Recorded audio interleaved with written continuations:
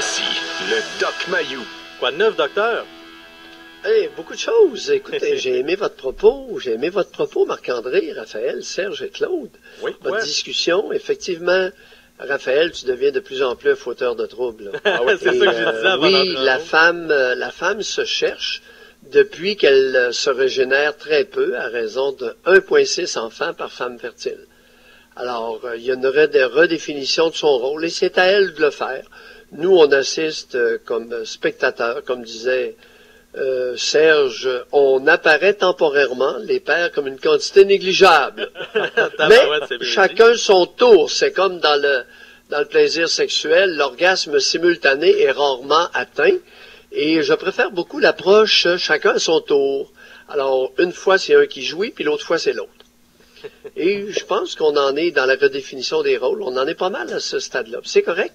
C'est bon? Oui. J'aime ça. Écoutez, ma petite nouvelle, là, c'est pour faire plaisir à Robert. Écoutez, dans le Journal de Montréal, non, il y a un individu qui s'appelle Claude Demers. C'est un professeur titulaire de l'École d'architecture de l'Université Laval. Il est de Laval. Oui. Il commande sur le pont de Montréal. En tout cas. Guillaume Lepage vient de Montréal, il est écœuré Québec. Il n'a pas besoin de venir de Montréal pour écœurer Montréal. Alors, écoutez ce qu'il dit. Quand il y a un festival, comme le Carnaval de Québec ou le Festival des Lumières à Montréal, il y a des études qui démontrent que ça aide les gens à lutter contre la dépression affective saisonnière qui vient avec les longues nuits noires. Vous n'êtes pas d'accord? Raphaël, nos pauvres Inuits puis nos pauvres Islandais, mais quelle vie misérable! 6 mois pas de soleil. Que dire de toute sa Sibérie du Nord? C'est épouvantable. J'ai le cœur fendu ce matin. Quand je pense à tous ces humains qui vivent au-delà d'un certain parallèle. La luminothérapie, 6 mois de noirceur. Ben oui, ça me fend le cœur. Une autre affaire qui m'a fendu le cœur ce matin. Quoi? Écoutez, je vais... Oui, puis ça nous concerne.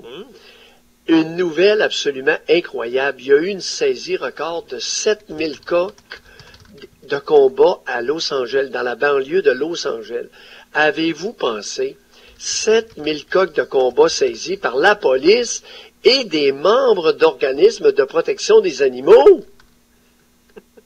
C'est épouvantable! Juste une question comme ça, Doc. 7000 coques de combat. Alors, faut pas comprendre, faut-tu être innocent et ne pas comprendre que Los Angeles, c'est une ville latine. C'est des latinos. Ils viennent du Mexique puis des îles. Ouais, fait qu'il reste plus de coques de combat, quoi? Ben, voyons. T'es pas allé dans les îles, toi, c'est un des sports préférés. Je suis pas allé dans les écoles de dressage de coques, ben souvent, non. Si tu vas dans le sud, là, alors il y a beaucoup de monde qui aime les coqs de combat. D'ailleurs, la raison pour laquelle ça m'a frappé, c'est que j'en ai déjà acheté un. Et il était beau. Ils sont absolument superbes, les coqs de combat. Et devinez où il avait été élevé?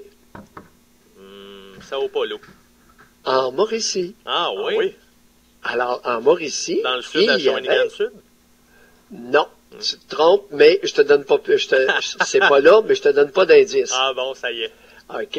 Alors, dans la banlieue de Trois-Rivières, il y avait, je ne sais pas s'il y en a encore, il y avait des coqs de combat, des combats de coqs.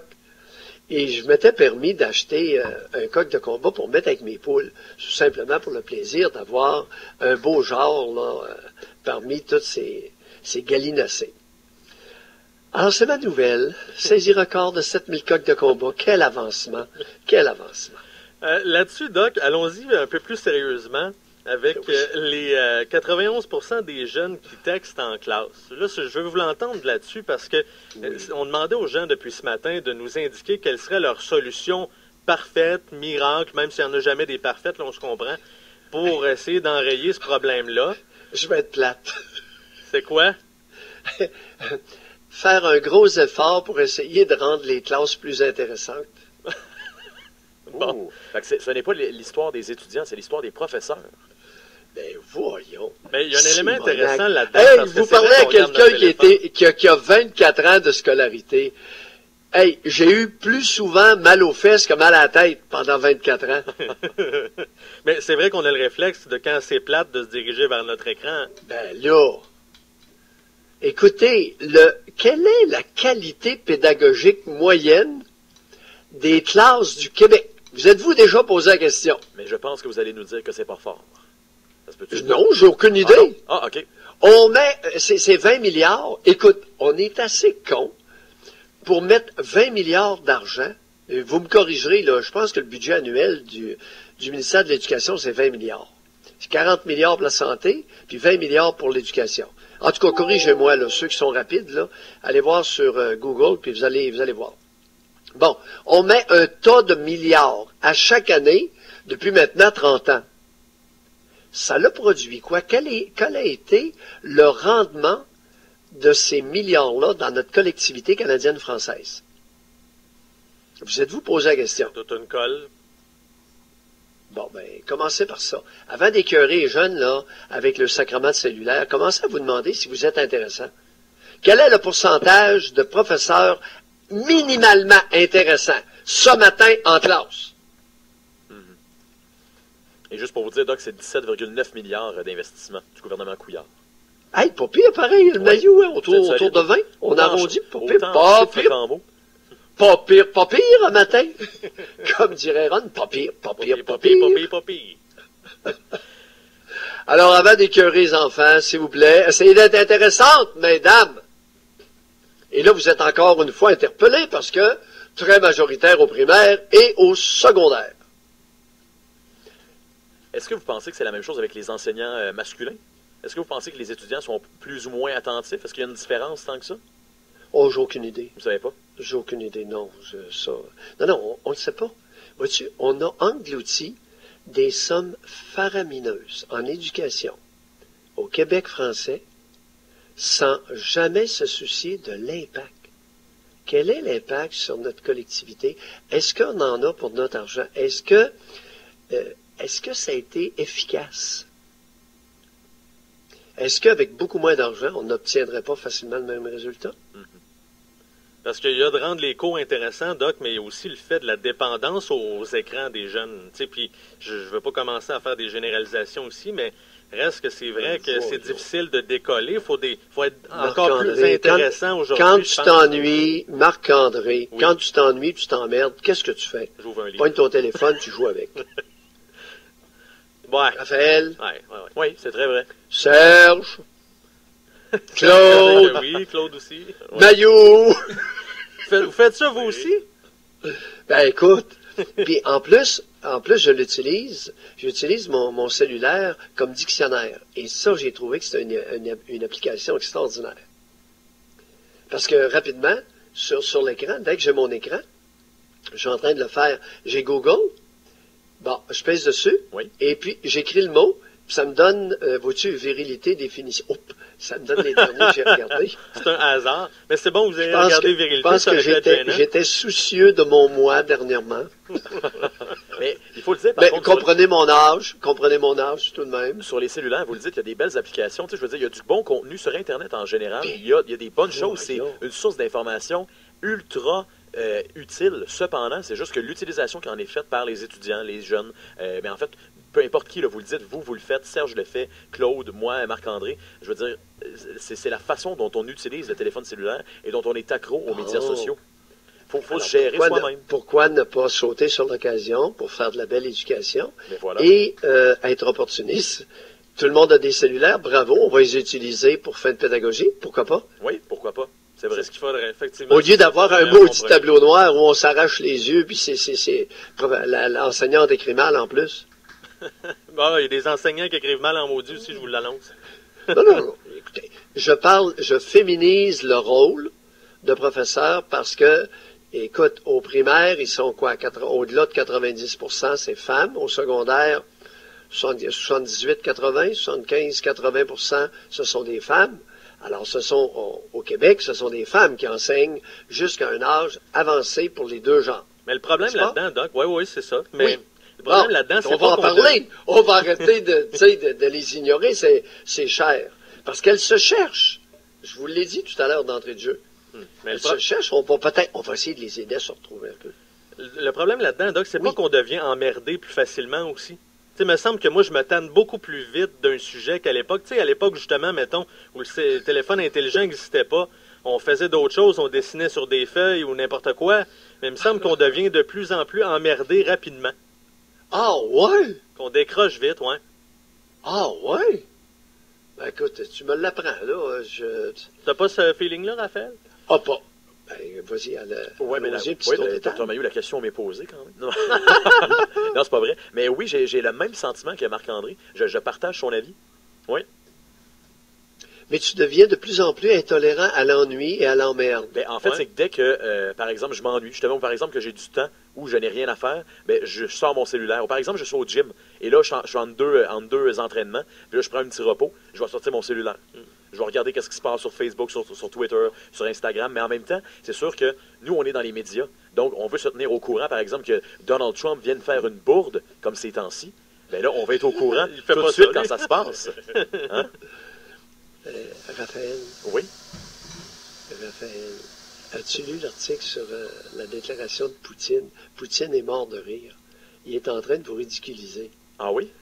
Ben oui, Poutine, le matin. Est-ce que vous parlez par rapport à la divulgation Oui. d'informations privilégiées? Là?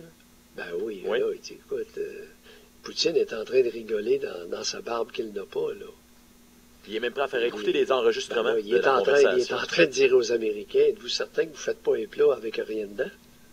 Ou avec trop peu dedans? Et là, juste pour replacer nos auditeurs, là, on parle que Donald Trump aurait divulgué des informations à la Russie concernant justement là, des dossiers très importants et quasiment secrets. Hey, mais ça prend du monde baveux en calvaire quand même. Allez dire au président ce dont il va discuter et dans quels mots avec un pays étranger comme la Russie. Ça prend-tu des médias baveux? Alors là, si je comprends bien, Ah, vous Raphaël, embarquez pas ces médias, vous aussi. Trump, lorsqu'il rencontre l'ambassadeur ou l'envoyé de Poutine, va se tourner de bord puis va demander à ses valets, à ses sbires et aux médias, qu'est-ce que je peux lui dire? Qu'est-ce que je peux pas lui dire? Mais pourquoi vous élisez le président des États-Unis? Oui, vous avez bien. Quelle latitude il a? Essayez de vous faire, de vous brancher avant. Je trouve ça, je suis tout à fait d'accord avec Vladimir. C'est d'un ridicule à se rouler par terre. C'est quoi cette affaire-là? En tout cas, Hey, qui- si qui j'étais révèle président les des conversations. États-Unis, je voudrais bien, Raphaël, que tu viennes me dire, mais tu sais, Pierre, là, ça, là, t'aurais pas dû lui dire. Hey, fuck you, buddy, tu m'as élu, laisse-moi aller. Je vais faire ça court, là, mais d'un côté, je vous comprends, parce qu'en même temps, c'est comme s'il y avait de l'ingérence dans la façon dont Donald Trump gère ses affaires. Là, je suis d'accord que si tu l'as élu président, c'est parce que tu as confiance en les communications qu'il va avoir avec les autres pays. Cependant, là, c'est sûr que c'est parce qu'il y a des dessous de peut-être corruption et peut-être collusion. De là que ça devient plus problématique pour certaines personnes. Une alliance, c'est pas une collusion? Qu'est-ce que c'est une alliance? Ah ouais, c'est ça, c'est en quelque part une collusion. Ça C'est peut une devenir collusion. certainement, en tout cas. Mais il y a des alliances plus propres Il que y a d'autres. J'espère qu'il y a des dessous de collusion entre les États-Unis et la Russie, parce que vous en avez un, là. Vous avez Porky la Terreur. Faites attention. Porky la Terreur en Corée du Nord, il est pas comique. Il est craqué. Parole de psychiatre. Il est vraiment craqué, Kim Jong-un. Kim Jong-un, oui. Oui, oui. Mais en tout cas, qui rendent publiques les conversations, là, puis on s'en reparlera. Doc, il est 9h05 pour la commission PM. Non. Non, Trump ne rendra jamais public. Non, c'est épouvantable. Non, mais Poutine, il dit Voyons. qu'il peut le faire. Voyons, Qu'il le fasse, let's go.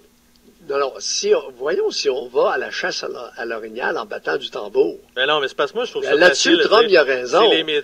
C'est tout le Écoute. temps les médias, Calvas, à un moment donné. Lâchez les médias, Non. c'est le monde en arrière aussi. Là. Oui, mais attends un petit peu, Marc-André. Hum? C'est qu'il y a des médias, et c'est évident à CNN. Il y a un paquet de bonnes femmes, là, c'est qu'elles s'arrogent beaucoup de pouvoir. Alors, il y a des médias qui s'arrogent un pouvoir qu'ils n'ont pas. Mais Fox News Les fait ça médias aussi, mais n'ont d'autre pas part. le pouvoir de gestion de la collectivité. Ils ont un pouvoir, ils ont un rôle d'information, Mhm. pas de gestion. Attention, c'est un petit jeu dangereux, ça, là. 9h05, la commission PM, Doc, on se reparle tantôt. Merci. On s'en va avec nous aussi. On reviendra sur le dossier des élèves avec les téléphones. Je sens qu'on va s'amuser. Ben moi, c'est 7000 coques de combat saisis à Los Angeles. Oui. Un matin, j'ai Très failli avoir important. une Les grosse grands crise dossiers. de larmes. Merci, Doc. Salut. À tantôt. Mais, attendez un peu. Ne sous-estimez jamais l'effet de la nouvelle. Parce qu'elle peut être révélatrice de non-évidence actuelle, mais d'évidence qui pourrait s'avérer dans un futur pas trop lointain. Sur ces belles paroles, merci. À tantôt. Ah.